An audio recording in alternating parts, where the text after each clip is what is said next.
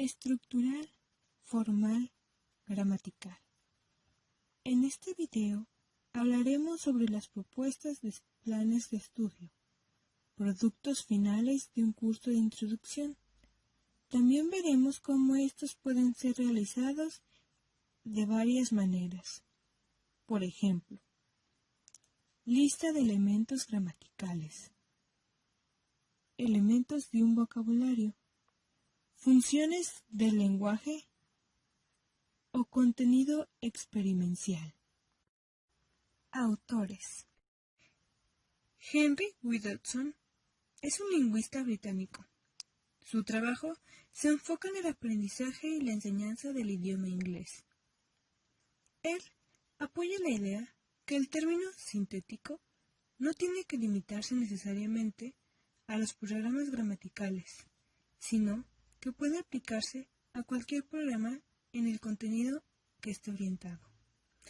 Pues antes, los términos sintéticos solo se enfocaban a los programas gramaticales. David Arthur Wilkins es un profesor de lingüística que igualmente apoya esta idea y diferencia los sílabos sintéticos y los sílabos analíticos. Estos últimos se organizan en función de los fines para las personas que están aprendiendo un idioma y sus tipos de rendimientos lingüísticos. Estos son necesarios para su entendimiento y comprensión del mismo. También, en los sílabos analíticos, los hablantes son presentados como trozos del lenguaje. Markdown y los sílabos analíticos permiten que el tema prepare el terreno para el siguiente. Así, la transición de lección a lección sea más armoniosa y los temas se complementen, pues en los sílabos rígidos gramaticales, para pasar un tema, se tenía que tener un dominio total del que se estaba aprendiendo. Rutherford decía que los sílabos gramaticales presentaban los idiomas como una serie de reglas que se podían combinar entre sí.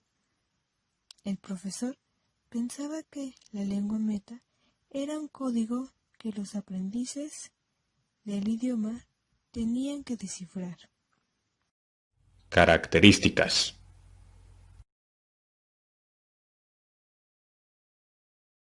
Una de las características principales es que el programa de estudio se selecciona y califica de acuerdo con las nociones gramaticales de simplicidad y complejidad.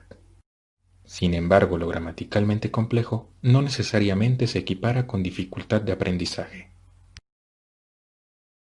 En otras palabras, lo que es gramaticalmente complejo no siempre será lo más difícil de aprender, y lo que es gramaticalmente simple tampoco será aquello que sea fácil de aprender. Otra característica es que los programas de estudios gramaticales más rígidos supuestamente introducían un elemento a la vez, tiempo y dominio requerido.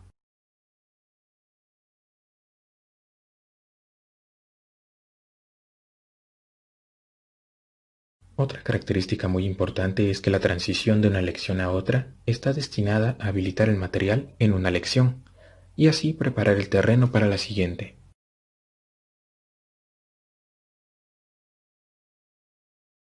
Se asume además que estas reglas se pueden aprender una por una, de forma aditiva, y que cada elemento se denomina por sí solo antes de incorporarse al acervo de conocimientos preexistentes del alumno.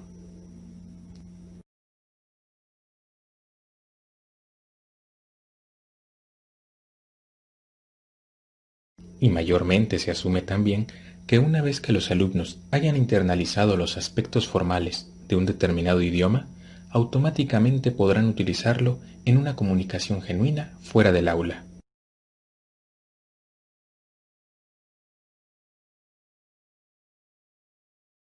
Por último, una característica muy importante, la de las dificultades a la hora de diseñar cadenas gramaticales, en la que los elementos gramaticales están vinculados, y esos vínculos pueden ser bastante tenues. Ahora hablaremos de las ventajas y desventajas de este método de una forma muy generalizada. Como primera ventaja, tenemos que hace que todas las actividades sean ordenadas, que tengan un propósito y a su vez que se minimice el trabajo no productivo.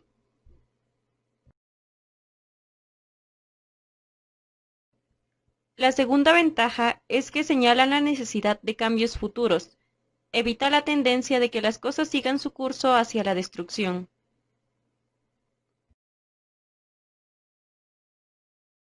La tercera ventaja sería que proporciona una base para el control. El control es algo indispensable, y más cuando nos referimos al aprendizaje de una segunda lengua. Esto nos lleva a poder tener en claro hacia dónde dirigirnos.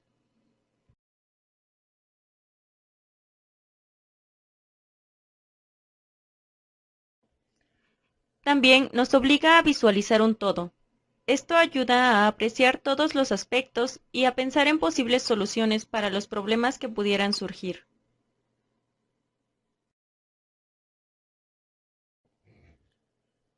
Por último, ayuda a tener siempre presentes los objetivos y a adecuarse a ellos en el momento que sea necesario.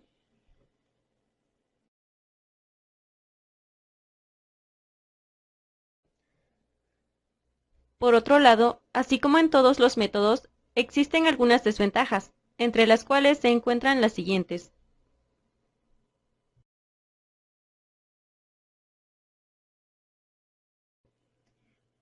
La primera es que está limitada por la poca precisión de la información y por la incertidumbre de los hechos futuros. Esto se debe a que es imposible predecir lo que ocurrirá en el futuro.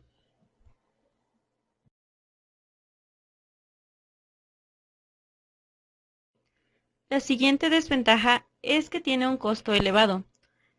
Esto es debido a que para realizar las planeaciones se requiere un gran esfuerzo que es traducido en tiempo.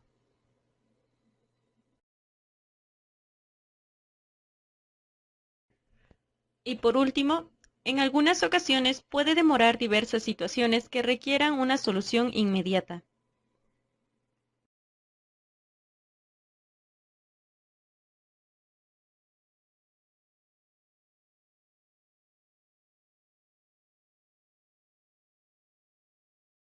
En este método de estructurar formal gramatical se basa la enseñanza de una segunda lengua en el análisis detallado de las reglas gramaticales y sus excepciones, para luego aplicar los conocimientos adquiridos a la traducción de oraciones y textos que se efectúan de la lengua meta a la propia y a la inversa. Con esto nos referimos a la actividad de tomar unos textos de la lengua meta para la traducción a la propia. Con esto conseguimos entender el contenido, su escritura y su forma gramatical. La primera lengua sirve como sistema de referencia en la adquisición de la segunda lengua. Para este método, la lengua es un sistema de reglas que se debe ser enseñado mediante textos y relacionado con las reglas y significados de la lengua madre. La base, tanto de la descripción lingüística como de las actividades realizadas en clase, es la lengua escrita. Como lo mencioné anteriormente, este método se basa completamente en la gramática, por lo cual la lectura y la escritura prevalecen en los ejercicios para adquirir la lengua. El vocabulario que se aprende es mediante listas de palabras y se pone especial énfasis en el grado de corrección de la traducción. El aprendizaje de la gramática es deductivo, es decir, se presenta una regla que se explica y memoriza y luego se practica en ejercicios de traducción. La oración es la unidad básica de la enseñanza y de la práctica lingüística. La lengua de enseñanza es la primera lengua del aprendiente. El profesor es el principal protagonista del proceso de enseñanza-aprendizaje. La autoridad máxima, su función consiste en proporcionar los conocimientos lingüísticos y corregir los errores producidos por los aprendientes. El estudiante, por lo contrario, tiene... Basados en la información anterior, entendemos que el sílabus es un formato de orientación para el profesor y el alumno, que nos permite crear un buen diseño del curso. Se establecen los acuerdos de organización, contiene la información fundamental del curso. El profesor puede administrar bien el contenido y con esto aprovechar el tiempo de la manera más óptima. También puede haber una motivación a alumnos por parte del profesor. Y un punto importante que ayuda al sano desarrollo de las actividades es acordar las normas de convivencia. En el sílabus se habrá que pensar en 3 pasos fundamentales a realizar. Primero se deberán definir resultados de aprendizaje, esto de acuerdo al marco del currículum del curso, en este caso la materia de inglés, y haciendo énfasis en el método estructural formal gramatical. Hay que contestarnos, ¿qué es lo que se va a aprender y cómo se va a aprender? Como segundo paso, se debe pensar en las distintas instancias de evaluación y en sus características, refiriendo a evaluaciones formativas y sumativas, es decir, no solo aquellas que le darán una calificación, sino también las que ayudan al alumno a aprender los temas o conceptos que se ven a lo largo del curso. Debe existir una evaluación continua. Como tercer paso está la planificación de las sesiones, en donde se integran las metas de aprendizaje junto con las instancias de evaluación y de retroalimentación, además del contenido y las actividades a desarrollar. La utilización de métodos activos de enseñanza-aprendizaje es fundamental en el sílabus. Por ello, planificar nos permite organizar estos diferentes métodos con el fin de fortalecer una meta de enseñanza-aprendizaje y cómo van a ser evaluadas y retroalimentadas.